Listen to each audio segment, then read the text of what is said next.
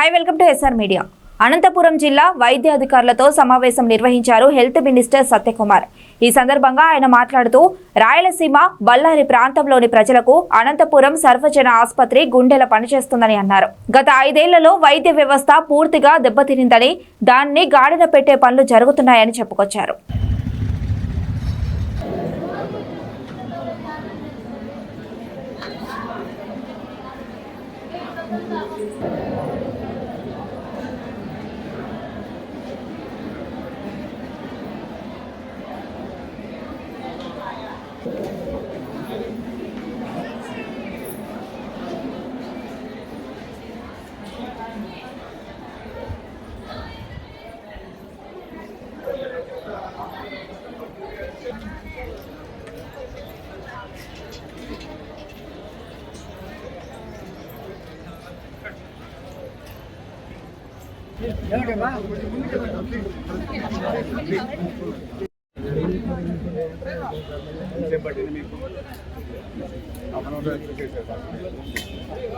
మళ్ళీ ఎప్పుడు రమ్మన్నారు?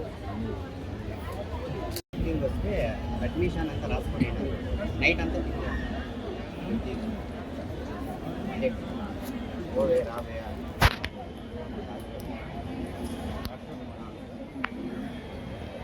సరే మేడం, ఏదైనా వేరే వాటిలో అయినా ఇవ్వండి అంటే ఆడ ఫుల్ గలీజ్ ఉంది సార్. బ్లడ్ మళ్ళీ టాయిలెట్ అంతా ఉంది. ఆడ పనుకొని చెప్పినారు. ఎట్లు పనుకునేది మేడం? ఇష్టం లేదంటే వెళ్ళిపో, చేంజ్ చేసి వెళ్ళిపో నువ్వు అంటారు. ఏం చెప్పాలా సార్ దీనికి? ఎక్కడి నుంచి వచ్చినారు? హిందూపూర్ నుంచి సార్.